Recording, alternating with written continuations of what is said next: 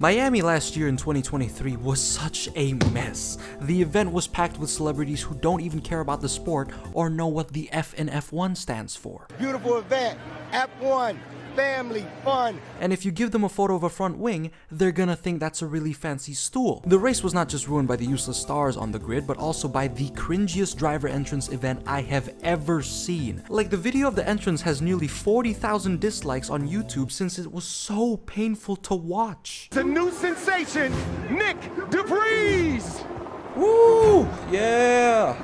And the crowd goes home! What happened on track wasn't any better. The only entertaining part of qualifying was Charles forgetting how to drive. And doesn't that look absolutely epic, that Ferrari? Then he fought a Haas the entire race. Then Max Verstappen won by a landslide as per usual, overtaking two cars into one corner. At least that was pretty cool. But the rest of the race was mediocre at best. So naturally, with hot garbage being Miami 2023, coming into Miami 2024, I decided not to watch the race.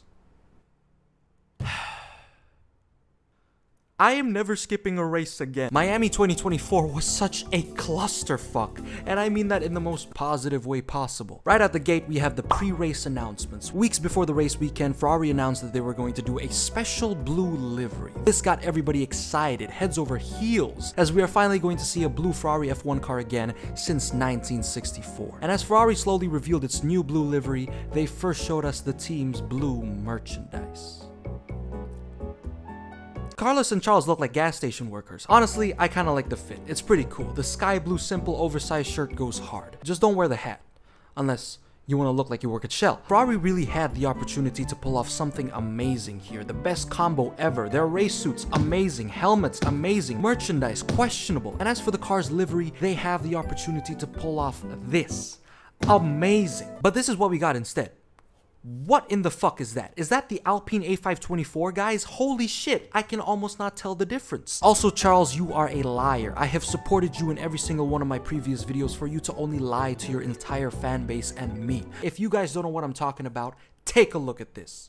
My favorite color is actually baby blue, so red. Now, is your favorite color red or blue, Charles? Make up your mind, goddammit. Unbelievable. This is absolutely unbelievable. As the Ferrari F1 car continues to look like bubblegum flavored dog shit, VCarb was the team that ended up with an actual livery. And boy, does this one actually slap. I have no idea what's up with the Visa, Cash App, MasterCard, Payoneer, PayPal Formula One team, but their liveries have been absolutely amazing. Ferrari, please start taking notes.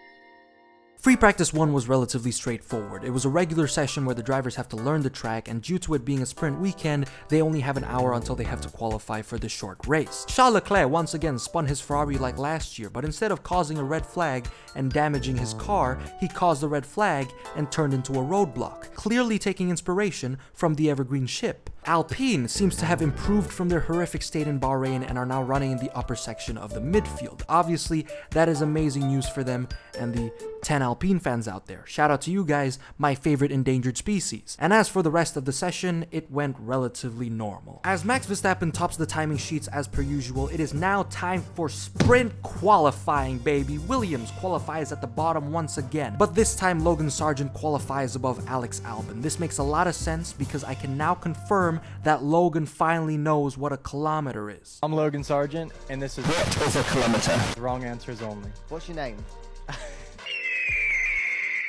And what is a kilometer? I'll give you the right answer.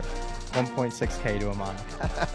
Nice. Throughout the weekend, Max Verstappen was complaining so much on the radio. His setup was off, his pace was off, and he just didn't get the jig of the car. But still, he sets the fastest lap on track, and guess what he had to say? LOL. I think that's it. That's P1 Max. Lol. What happened to the others? Like, this was terrible. Max thought he did a horrendous lap, had a mediocre setup, was struggling in practice, and still set the fastest lap on track. If I was one of the drivers on the grid, I would just not participate in qualifying. What the hell is that? How? If that's Max with a horrible setup, imagine him with a perfect one. Not only will I not participate in qualifying, but I'll probably piss myself in the garage. Also, Max is probably the funniest driver on the grid. He could come up with one of the coldest lines in motorsports history and then just pull a complete 180. Maybe God is with him, but he is not God.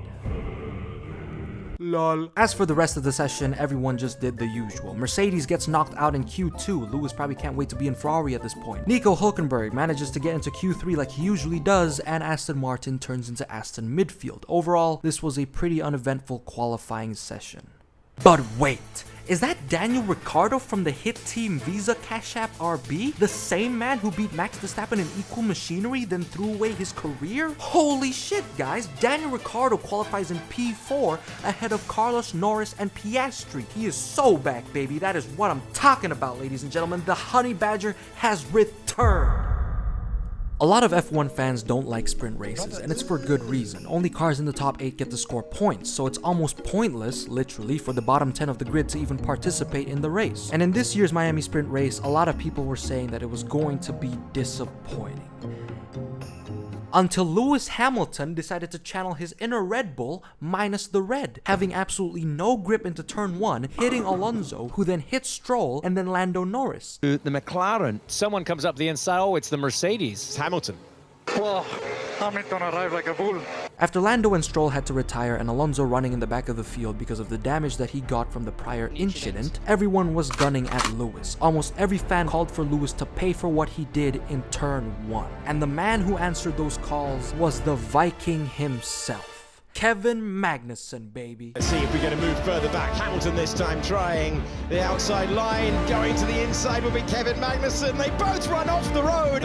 In Kevin Magnussen, who's always going to get the left elbow out and the right elbow out and make his house as wide as possible. K-Mag has been on fire with his defense this season. Saudi Arabia, amazing. And now Miami, absolutely amazing. Defending his position to protect Nico Hülkenberg from any potential threats. Although, he got like 3 penalty points for it and like 35 seconds worth of penalties that even Esteban Ocon would be proud. Ultimately, the sprint race had the regular podium sitters, with Max at the top step, Charles, and then Checo. Also, Nico Hülkenberg scored 2 points for Haas, and that was all that the race had to offer.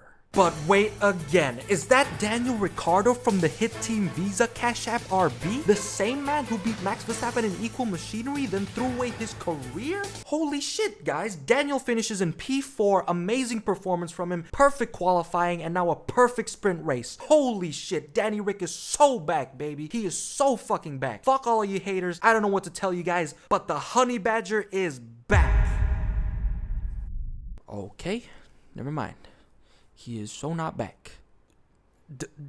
Daniel Ricciardo is so not back. I actually cannot believe this, guys. Daniel Ricciardo from the hit team Visa Cash App RB, the same man who beat Max Verstappen in equal machinery then threw away his career, qualifies in P18 after qualifying P4 literally the day before. What in the bumblefuck is wrong with this guy, bro? I cannot believe this. This is Daniel Ricciardo we're talking about, guys. The same man who beat Max Verstappen in equal machinery then threw away his career. Once again, if you didn't hear me, this is Daniel Ricciardo from the hit team Visa Cash App RB, the same man who beat Max Verstappen. Danny Rick is probably the most inconsistent driver on the grid. Like, even Lance Stroll is consistent, you know, consistently fucking horrible, making Daniel the most inconsistent driver on the grid right now. It's always on and off for him. There's no visible pattern anywhere, as his performance on track just constantly fluctuates. But the rest of qualifying was relatively normal, with Max Verstappen on pole. But now it is race day, ladies and gentlemen. The sun is shining in Miami and useless celebrities take the spotlight again. But thankfully it didn't generate that much media buzz compared to last year.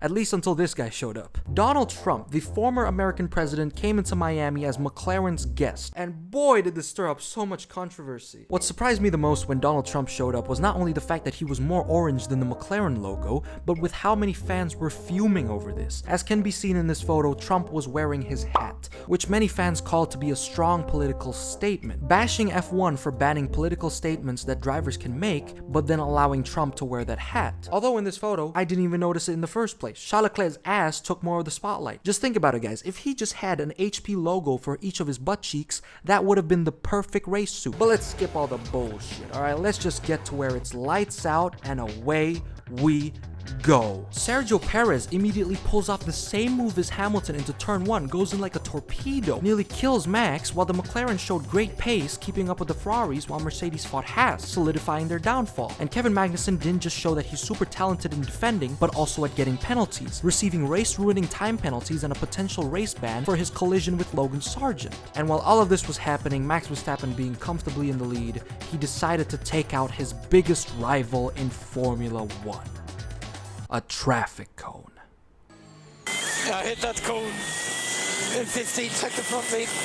Honestly, you know, I think that was a very brave move by Verstappen. I mean, just look at how menacing that cone is. I'm just glad that he came out of that safe and sound. But unfortunately, the cone got its revenge on Verstappen, damaging the floor of his car, making his top speed so fucking low. What is that? My guy went from rocket ship to tractor in like 2 seconds. Speaking about tractors, Aston Martin has officially fumbled so hard. If there's something I have to be happy about from missing this race live, it's probably because of this. In the past, Aston Martin didn't know how to make fast upgrades, and it's good to see that now they have changed.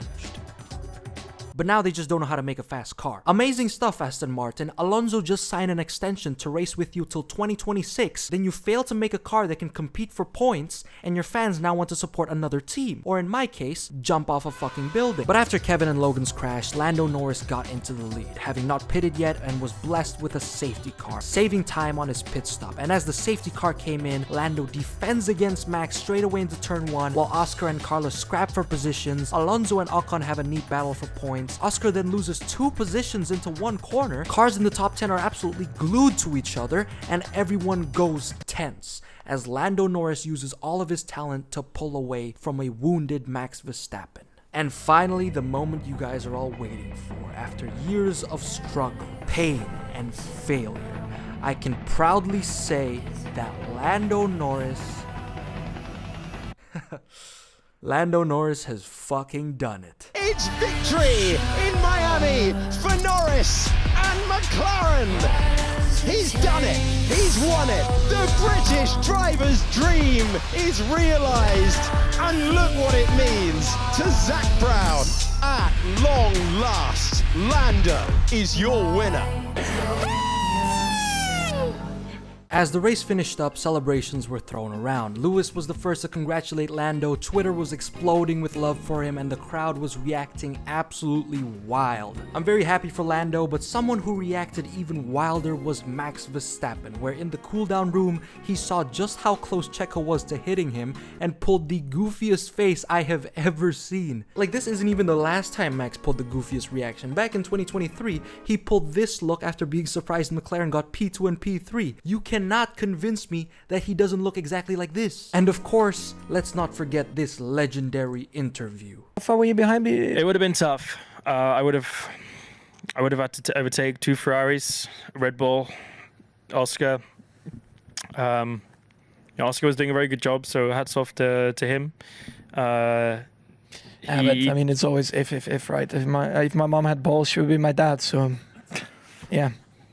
All around, Miami was actually a great race this year, allowing me to give it a very generous rating of Charles Leclerc's ass cheeks out of 10, the highest score I've given so far. Don't forget to hit that big juicy red subscribe button as well, guys, because if this video does well, I'll continue to do more race recaps. And as a rundown for everything, Kevin Magnussen's defense has been aggressive but entertaining. Everyone is happy for Lando, even if you're not a fan. And of course, the driver I sympathize the most with, who is trying to clearly get back to his old self and perform better, is Danny Rick. I can't help but feel very sorry for him, and I just hope that he regains his lost talent, because F1 will not be the same without Daniel Ricciardo. Wait, did you say Daniel Ricciardo from the hit team Visa? Okay, here we go again.